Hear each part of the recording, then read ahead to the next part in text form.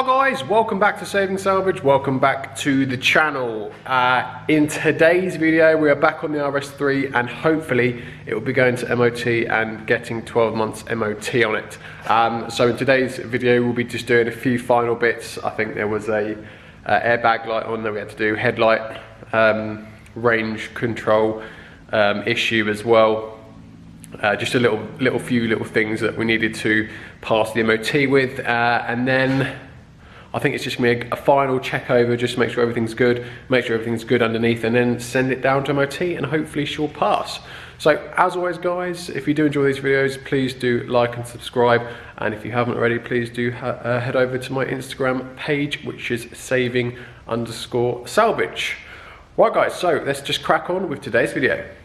Right guys, I did show this on Instagram during the week, but I have now fixed the airbag fault. I didn't put it on fixing it, I didn't put it on, didn't video it because there was nothing, it was more searching for faults, but I ended up unnecessarily taking out, I haven't fully put it back together yet as you can see, but ended up taking out the whole center console. Because there was an airbag fault with the passenger airbag under the dash, and I had, which I'll just show you quickly actually.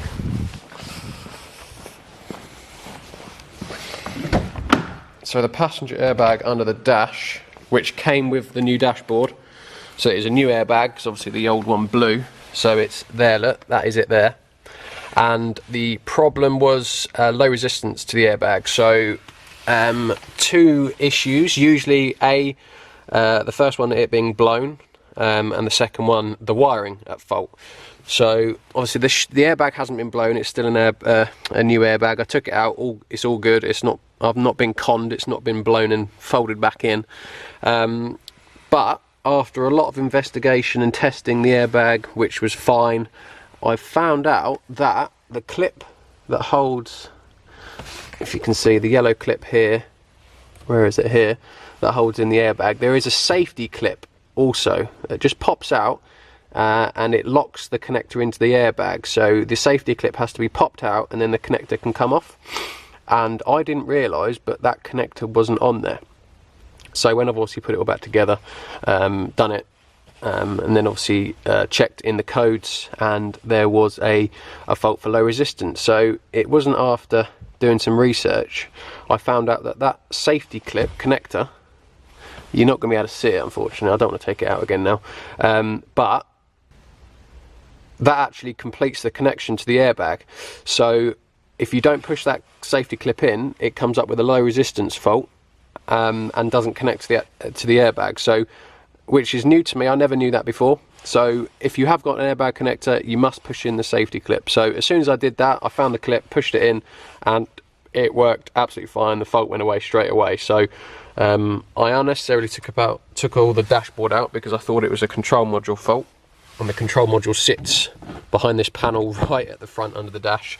So but it's all good news. I mean, it didn't cost me anything to fix, that's the main thing.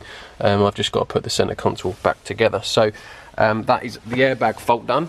And the other fault I had for MOT was, torch off, it was the headlight leveling for the near side front. So on each side, on each axle, front and rear, there's a leveling sensor that sits on the wishbone and connects to the chassis of the car. So obviously when you're going along and you're going up and over bumps, the headlights adjust accordingly.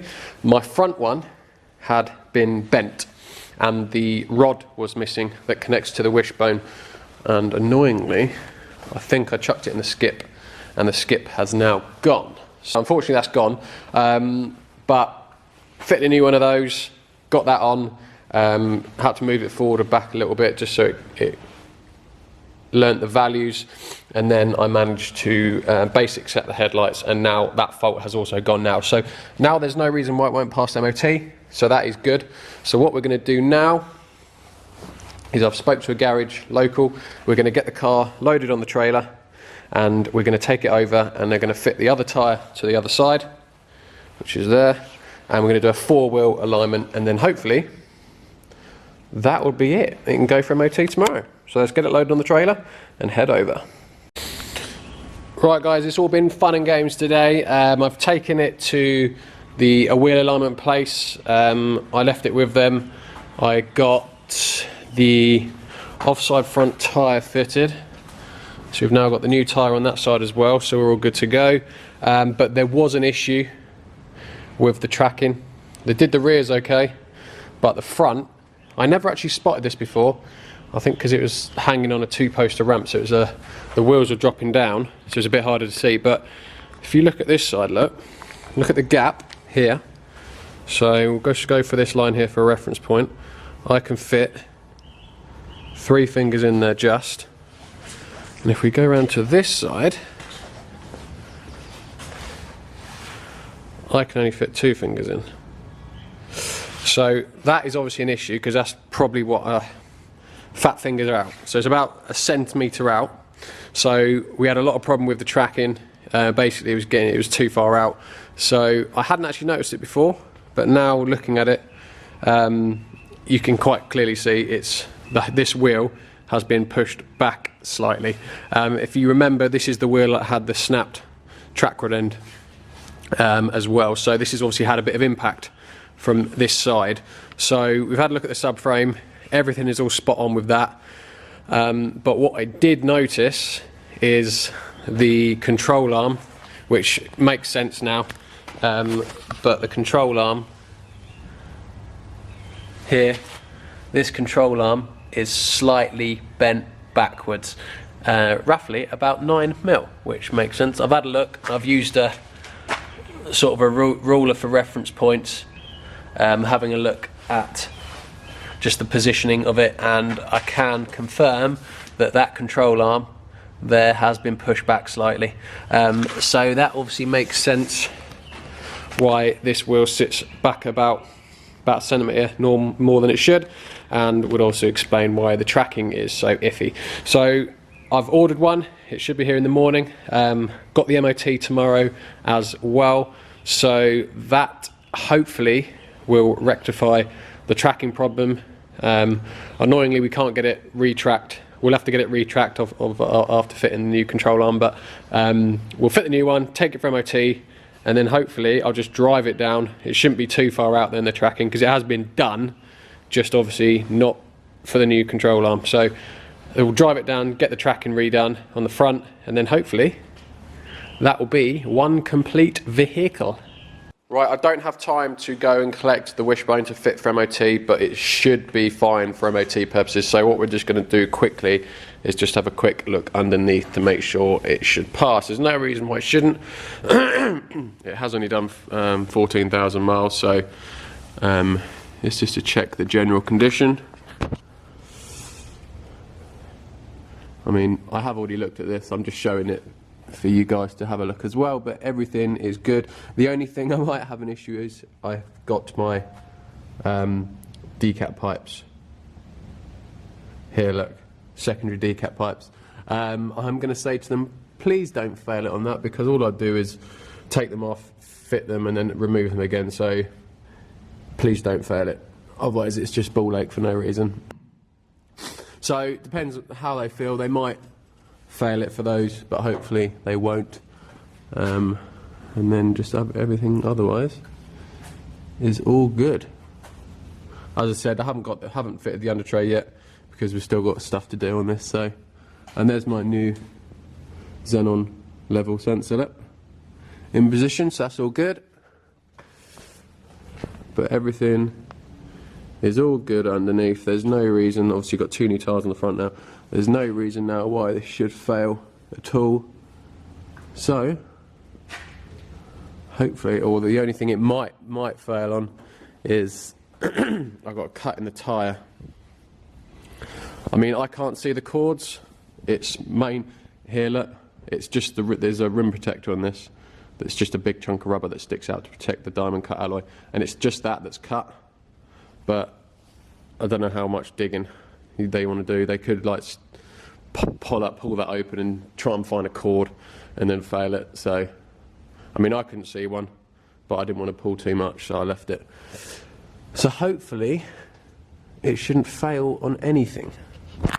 So what we're going to do now is just drop it back down on the floor, and continue to rebuild the interior, because obviously that needs to be done, and get it on the ground and stick some number plates on.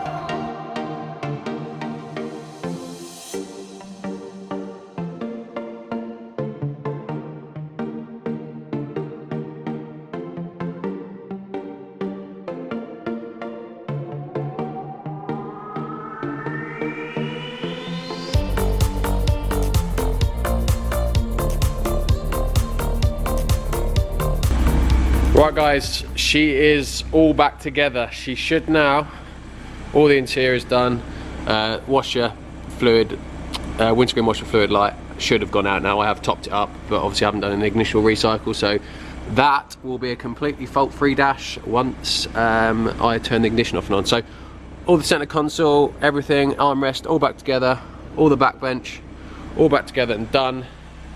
Everything. I've just done the headlights as well, aligned those. They should be good. So I'm hoping now that's everything done for MOT, just in time. I've got 10 minutes to get it there. So I'm not gonna have time to set up the camera to film it, but it's only literally a quarter of a mile away, the MOT place, so I'm just gonna carefully drive it down, because I don't wanna mess up, obviously, the near side front, because you've got to do a wishbone on it. So hopefully, fingers crossed, you'll see me in a second with a happy face. Right guys, I have just got back from picking her up from MOT and got some very good news. She passed with absolutely no advisories whatsoever. So I don't know why I was doubting myself really, because I did check it over and knew it should pass. I suppose the only thing I was a bit skeptical on was whether it would fail on the secondary decats, but no, didn't pick up on that, so that's absolutely fine. So very good news, she has passed with absolutely no advisories whatsoever, so she is now legal to drive on the road. So she is now 99% done for roadworthiness. The only thing I've got to do is the little bits of bodywork, but that is not going to stop me from driving it. But in the meantime, it is now time for a long overdue wash.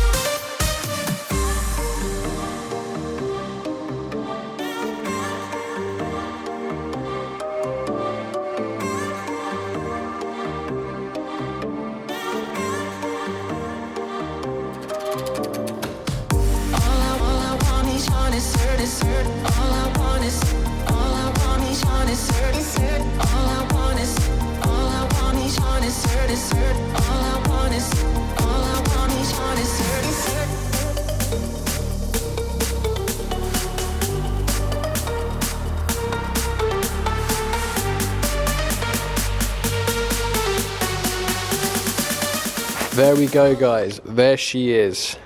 I haven't done a proper wash, I've done a Billy basic wash, because obviously it's going to go to the body shop, but it was just to get all the dirt, all the leaves and all the crap off, just so you guys can see what it looks like in the flesh. And it actually, to be fair, has come up quite nice. It's not perfect because obviously I haven't spent time doing it, it was just a rough one, but it still looks really good.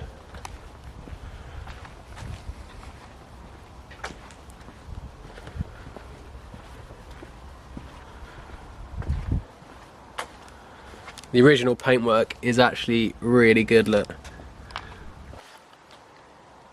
It's almost perfect as it is. So once we get a proper machine polish on this, she's going to come up an absolute beaut.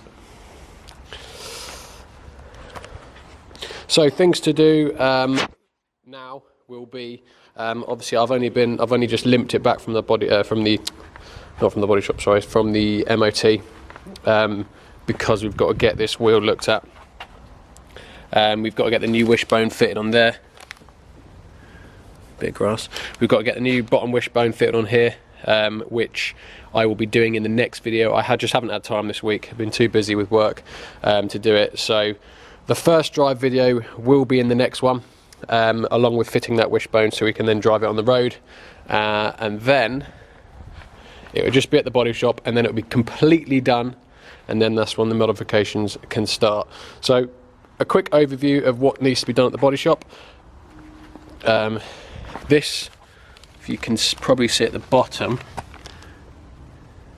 there, look, that side skirt, I tried to repair it myself, I wasn't very good at it, so I'm going to get them to redo that side skirt. They are doing all 4 wheels because the front ones are quite badly curbed, rear one's not so bad. In fact, I think this, yeah, they're just very minor on the rear ones. They're gonna, what else they're gonna do? Everything else is done here. They're going to do this side skirt because obviously after my failed attempt at the near side one, I didn't even bother trying to do this one. So they're going to do that as well, and this front wing as well. So they're going to repair that little crack there. So that is what the body shop are going to do. They have already repaired the bonnet. There was a slight dent here in the bonnet, which they've already done and repaired.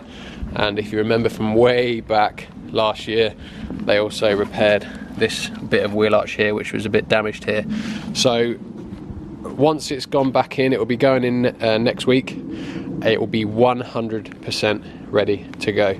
We'll probably end up doing the first road test before it goes to the body shop, purely because I'm hoping to do it Monday, and then it'll be going into the body shop roughly Wednesday. So guys, that is all I've got time for in today's video. RS3 is 98% done. We are just going to do on Monday in the next video, we're going to get that bottom wishbone on and we're going to take it out for its first proper road test. Then it'll be going into the body shop roughly Wednesday, and then it will be completely done and we can start doing the modifications. But it is just such a nice car. It has aged really well. It doesn't look, what, 8 years old now? I mean, it's got so much presence on the road. Just looks epic. So as always guys, thank you very much for watching, and I shall see you next week.